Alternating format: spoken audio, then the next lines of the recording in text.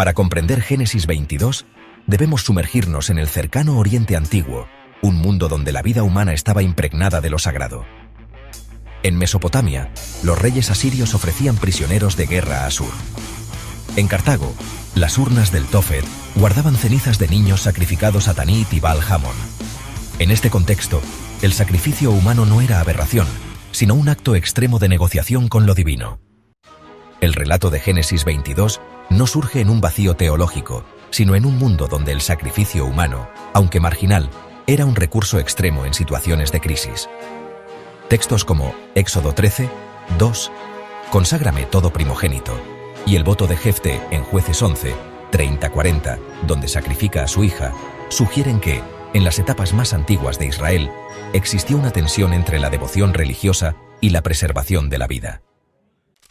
John D. Levenson, en La muerte y resurrección del Hijo amado, 1993, argumenta que estos pasajes preservan memorias de una época en que la ofrenda del primogénito era una prueba suprema de lealtad a lo divino.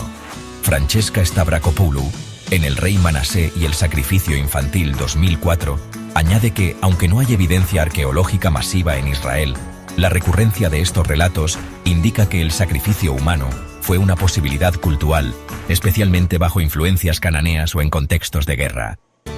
En este escenario, la Akeda, Génesis 22, no es solo una metáfora, sino una respuesta literaria a prácticas reales. Al detener el sacrificio de Isaac, el texto no solo subvierte mitos vecinos, como la leyenda ugarítica de Queret, sino que sienta un precedente ético. La vida humana es inviolable, y la obediencia a Dios se expresa mediante la fe, no la violencia. Este giro ético refleja una evolución teológica interna, donde textos como Éxodo 13:13 y Génesis 22 reformularon rituales ancestrales. El relato de Abraham e Isaac, sin embargo, rompe este paradigma. Según Israel Finkelstein y Neil Silverman, la Biblia desenterrada, el texto no refleja la era patriarcal, supuestamente del segundo milenio antes de Cristo, sino las tensiones del reino de Judá en el siglo VII antes de Cristo, cuando el rey Josías centralizó el culto en Jerusalén y prohibió rituales rivales. Segunda de Reyes 23:10. Carol Meyers, descubriendo a Eva, añade que la ausencia de Sara, quien muere en el capítulo siguiente, Génesis 23, no es casual. Su exclusión refuerza un orden patriarcal donde los hombres median entre Dios y la comunidad, un tema crítico durante el exilio babilónico, entre el 586 y 538 a.C., cuando se consolidó gran parte del Pentateuco. El término Moria, verso 2, vinculado a Jerusalén en Segunda de Crónicas 3, 1, es un anacronismo deliberado. Eric Klein, en Del Edén al exilio, explica que este nombre solo adquirió relevancia tras la destrucción del primer templo, siglo X a.C., lo que sugiere que el relato fue reescrito para legitimar Jerusalén como centro religioso único, en oposición a santuarios rivales como Betel o Dan. Julius Wellhausen, en su obra Prolegómenos a la historia de Israel de 1878, fue un pionero de la hipótesis documental. Clasificó Génesis 22 como parte de la fuente eloísta, conocida como la cual se caracteriza por su enfoque en pruebas morales y teofanías angélicas. Para Wellhausen, el uso de Elohim, o Dios, en los versículos 1 y 2 y la intervención del ángel de Yahvé en los versos 11 y 12 reflejan una fusión de tradiciones, que usa Elohim, y J, que usa Yahvé. Por otra parte, Joel Baden, en su obra La composición del Pentateuco, cuestiona esta división. Señala que el término Jamoriá, en el verso 2, no aparece en ningún otro texto atribuido a lo que sugiere una interpolación redaccional posterior. Baden argumenta que un editor postexílico, en el siglo V a.C., añadió esta referencia para vincular el sacrificio de Isaac con el Templo de Jerusalén, creando una continuidad artificial entre Abraham y la institución sacerdotal. Conrad Schmid, en su libro Génesis y la historia de Moisés, profundiza en la idea de que el relato fue modelado para unificar las tradiciones del reino del norte, Israel, y del sur, Judá, tras la caída de Samaria en el año 722 a.C. Al presentar a Abraham como una figura pan-israelita, los redactores buscaban sanar divisiones históricas. Schmid destaca que la promesa de descendencia, como las estrellas del cielo, en el verso 17, evoca el pacto con David en el Salmo 89, verso 29, fusionando ideales monárquicos y patriarcales. Estudios recientes, como los de Mark S. Smith en la Historia temprana de Dios del año 2002, proponen que Génesis 22 refleja una transición del culto a Él, titulado genéricamente Elohim en las tradiciones patriarcales, hacia la supremacía de Yahvé, el Dios nacional posterior. Smith argumenta que originalmente Él, el Dios supremo cananeo, y Yahvé, asociado a tormentas y guerras, eran deidades distintas. La intervención del ángel de Yahvé en los versos 11 y 12 marca un momento clave. Yahvé absorbe los roles de Él o Elohim. Frank Moorcross, en Mito cananeo y epopeya hebrea de 1973, sostiene que este sincretismo ocurrió durante la monarquía unificada entre los siglos X y IX a.C., cuando las tradiciones del norte y sur fusionaron sus panteones. La frase «Ahora sé que temes a Elohim» en el verso 12, pronunciada por el ángel de Yahvé, sería una fórmula de transición. Elohim, como título genérico, se reinterpreta aquí como Yahvé. Richard Elliott Friedman, en el Éxodo del año 2017, añade que la redacción final del texto en el siglo VI a.C. buscó homogeneizar esta dualidad, presentando a Yahvé como el único Dios detrás de todos los títulos. Así, la Akedá no solo prueba la fe de Abraham, sino que sella la fusión de identidades divinas en el yavismo. La arqueología, liderada por Israel Finkelstein, en su libro La Biblia desenterrada, cuestiona la historicidad del relato. No hay evidencia de sacrificios humanos generalizados en Canaán durante el segundo milenio antes de Cristo, época tradicional de Abraham. Sin embargo, Francesca Stavrakopoulou, en El Rey Manasé y el sacrificio infantil, señala que la ambigüedad arqueológica no excluye prácticas marginales, como sugieren textos como Jueces 11. Sitios como Ta'anaj, del siglo VIII a.C., muestran restos infantiles en contextos cultuales, interpretados por algunos como sacrificios en crisis, según Gloria London en Ta'anaj, Tribunas de culto. Aunque controvertidos, estos hallazgos coinciden con mandatos como Éxodo 13:2, originalmente vinculados a rituales extremos, luego reformulados en Éxodo 13:13. Por su parte, William Dever, en su obra ¿Qué sabían los escritores?, vincula el relato con las reformas de Josías entre 640 y 609 a.C., quien prohibió sacrificios infantiles en el valle de Hinnom, como se menciona en Jeremías 7, 31 a 32. Para Dever, Génesis 22 es una crítica velada a los cultos populares que persistían fuera del control del templo. El mensaje es claro: Yahvé no desea muertes, sino obediencia. William Hallo, en el contexto de las Escrituras, compara el relato con la leyenda de Keret, un texto ugarítico del siglo XIII a.C., donde el rey Keret sacrifica a su hijo para ganar el favor de él. La diferencia es crucial. En Génesis 22, Dios interrumpe el sacrificio, distanciándose de deidades caprichosas. Este contraste refleja una teología emergente. Yahvé no es un Dios sediento de sangre, sino un ser ético. Naomi Steinberg, en su libro Parentesco y Matrimonio, aplica la teoría de la economía doméstica al relato. Isaac no es solo un hijo, es el heredero único de la promesa divina. En las tradiciones más arcaicas, el primogénito era tanto un activo biológico como un capital ritual.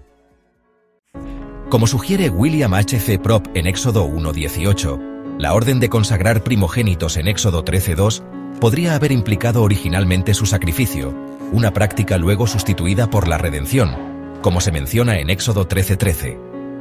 Génesis 22 opera en este marco. Isaac, como heredero, encarna tanto la promesa como el peligro de un sistema donde la vida humana podía ser ofrendada. Sin embargo, al reemplazar al hijo con un carnero en el verso 13, el texto ritualiza la violencia, canalizándola hacia sacrificios animales. Steinberg conecta esto con las tablillas de Nuzi, de Mesopotamia, del siglo XV a.C., donde un hijo biológico podía desheredar a un adoptado. Para ella, el relato legitima a Isaac como heredero, borrando conflictos tras la expulsión de Ismael, como se narra en Génesis 21. Claude Lévi-Strauss, en Antropología Estructural, Analizaría los opuestos binarios que estructuran el relato vida versus muerte. Isaac es condenado y salvado. Humano versus animal. El carnero, en el verso 13, media entre ambos. Silencio versus diálogo. Abraham habla con Dios e Isaac. Isaac solo con Abraham. Estos binomios, según Levi Strauss, estabilizan la narrativa, transformando una crisis en un nuevo equilibrio social. Carol Meyers, en Descubriendo a Eva, subraya que la ausencia de Sara, cuya muerte se narra en Génesis 23, refleja una sociedad donde las mujeres, aunque vitales en la esfera doméstica, eran marginadas en los relatos fundacionales. Para Meyers, el silencio de Sara es un síntoma de una cultura que privilegia la voz masculina en la transmisión de la memoria religiosa. Robert Alter, en Génesis, traducción y comentario, celebra la brevedad elocuente del texto. En solo 19 versículos se condensan días de viaje, diálogos lacónicos y emociones contenidas. La frase Vayel yu shineihem yashdo, y caminaron ambos juntos, verso 6, es una pausa poética antes del clímax, cargada de ironía trágica. Padre e hijo avanzan hacia un destino que solo uno conoce. Adele Berlin, en Poética e Interpretación, analiza el silencio de Isaac tras su pregunta ¿dónde está el cordero? Verso 7. Para Berlin, este vacío narrativo es una técnica deliberada. El lector, al igual que Isaac, queda en la oscuridad, obligado a confrontar su propia angustia. El silencio, dice Berlin, es el gemido no articulado de la víctima. Jean-Louis Ska, en su libro Introducción al Pentateuco, desentraña la estructura quiasmática del relato. A. Dios ordena el sacrificio, versos 1 y 2. B. Viaje a Moria, versos 3 a 8. X. Clímax, la mano extendida, versos 9 a 12. B. Regreso a Berseba, verso 19. A bendición divina, versos 15 a 18. El centro, X, es el momento de máxima tensión, donde la obediencia y la misericordia chocan. Para Ska, esta estructura refleja una teología de la restauración. El trauma precede a la redención, un tema crucial para comunidades exílicas. Jan Josten, en El sistema verbal del hebreo, analiza el verbo veja aleju y ofrécelo en imperfecto. Según Josten, el imperfecto aquí no indica una acción futura, sino un irrealis, una orden cuya ejecución es contingente, casi hipotética. Esto sugiere que Dios nunca pretendió que Isaac muriera. John I. Cook, en El tiempo y el verbo, examina el clímax, Vayishlash Abraham et yado, y extendió a Abraham su mano. El uso del perfecto consecutivo, Vayishlash, marca una acción concluyente, un punto de no retorno. Cook señala que este cambio verbal congela el instante, haciendo que el grito del ángel resuene como un alivio catártico. Gary Rendsburg, en Cómo se escribe la Biblia, destaca la raíz Ayin Lametei, Alá. Ascender, que aparece en Haola, holocausto, lo que asciende en el fuego. Ya Alehu, ofrécelo, la orden divina. Ha'ayil, carnero, el sustituto que asciende en lugar de Isaac. Este juego de palabras, según Rendsburg, une amenaza y redención. Lo que asciende no es el hijo, sino la obediencia de Abraham. Ronald Hendel, en Recordando a Abraham, 2005, argumenta que la Akedah no es solo un relato aislado, sino un artefacto de memoria cultural. En sociedades antiguas, los traumas colectivos, como guerras, hambrunas o prácticas rituales extremas, se codificaban en mitos fundacionales para procesar su significado. Hendel sugiere que el sacrificio fallido de Isaac preserva una memoria de crisis donde el sacrificio humano pudo ser una respuesta real, luego transformada en símbolo de fe. La sustitución del carnero, verso 13, no solo evita la muerte de Isaac, sino que ritualiza la violencia, canalizándola hacia sacrificios animales en el templo. Esta transición, según Hendel, refleja una evolución ética de un Dios que exige pruebas extremas, como en la leyenda de Keret, a uno que prioriza la vida. John Van Setters, en Prólogo a la Historia, 1992, ve en la Akedah la mano del yavista J, un redactor del exilio babilónico, siglo VI a.C. Para Van Setters, J reinterpretó tradiciones patriarcales para presentar a Abraham como proto-israelita, cuyo pacto con Yahvé anticipa el de Moisés. La frase «Ahora sé que temes a Dios», verso 12, no es solo un elogio a Abraham, sino una lección para exiliados que cuestionaban la alianza divina tras la destrucción de Jerusalén en 586 a.C. Para David M. Carr, en su obra Lectura de las fracturas, este relato es una fractura reparada. El sacrificio humano, común en la antigüedad, se transforma en metáfora de entrega espiritual. Esta fractura es particularmente significativa si consideramos que textos como Jueces 11 y Éxodo 13:2 preservan vestigios de prácticas que el redactor de Génesis 22 busca erradicar. Ronald Hendel, en Recordando a Abraham, argumenta que la Akedah no solo critica a los dioses cananeos, sino que resignifica un trauma cultural. El sacrificio humano, posible en épocas de crisis, es reemplazado por un pacto de fe. Así, el carnero sustituye al hijo, y el holocausto animal se convierte en símbolo de una teología compasiva, alejada de los extremos del pasado.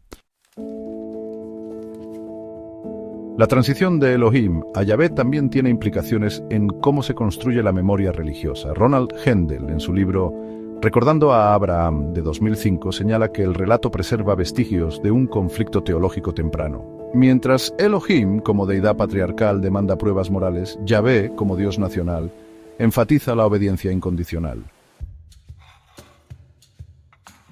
La sustitución del sacrificio humano por un carnero, según el verso 13, reflejaría, según Hendel, un cambio en las prácticas cultuales, de rituales arcaicos asociados a él, a un sistema sacerdotal centralizado vinculado a Yahvé. Mark S. Smith, en su libro La historia temprana de Dios del 2002, profundiza en la etapa más antigua, la tradición elohista. En esta tradición, Elohim prueba a Abraham para validar su lealtad, un tema común en las narrativas de él. Esto puede compararse con la leyenda de Keret. Pero la redacción yavista, o J, transforma esto. Yahvé no necesita pruebas, sino que reafirma su autoridad exclusiva. El silencio de Elohim tras el verso 1 y la aparición del ángel de Yahvé en el verso 11 serían huellas de esa tensión editorial. La tensión entre Elohim, el título genérico para Dios, y Yahvé, nombre propio del Dios nacional, revela una evolución teológica. Smith explica que originalmente Elohim representaba al dios cananeo El, asociado a la fertilidad y a los patriarcas. La redacción yavista, conocida como J, subordinó a él a Yahvé, un dios vinculado a la guerra y la ley. Frank Moore Cross, en su obra Mito cananeo y epopeya hebrea de 1973, añade que el redactor final del siglo V a.C. buscó homogeneizar esta dualidad presentando a Yahvé como el único dios detrás de todos los títulos. John Van Seters, en su libro Prólogo a la historia de 1992, coincide el redactor yavista en la época postexílica habría manipulado tradiciones eloístas para subordinar a él a Yahvé, presentando a este último como el verdadero destinatario del culto. William G. Dever, en su obra ¿Tuvo Dios esposa?, de 2005, cierra este análisis señalando que la Biblia conserva cicatrices de conflictos entre sectas que veneraban a distintas deidades. La Akedah, al fusionar a él y Yahvé, sería un intento de sanar estas divisiones, creando un monoteísmo inclusivo pero jerárquico, donde Yahvé absorbe los atributos de dioses anteriores. Y Génesis 22 no es un relato estático, sino un palimpsesto de significados. Las capas textuales, desde las fuentes eloístas hasta las redacciones exílicas, revelan una lucha por dar sentido al sufrimiento y la fe. Entre estas tradiciones se encuentran memorias de un Israel primitivo, donde el sacrificio humano, aunque esporádico, era una posibilidad cultural en situaciones límite, como en Éxodo capítulo 13, versículo 2 y Jueces capítulo 11. La mano de Abraham detenida en el aire no solo marca un giro narrativo, sino un punto de quiebre teológico. La vida humana es inviolable y la obediencia a Dios se expresa mediante la fe, no la violencia. Como escribe David M. Carr, la Biblia convierte el trauma en esperanza y Génesis 22 es su testimonio más elocuente. La arqueología de Finkelstein lo desarraiga de la historia literal. La crítica literaria de Alter expone su genio narrativo.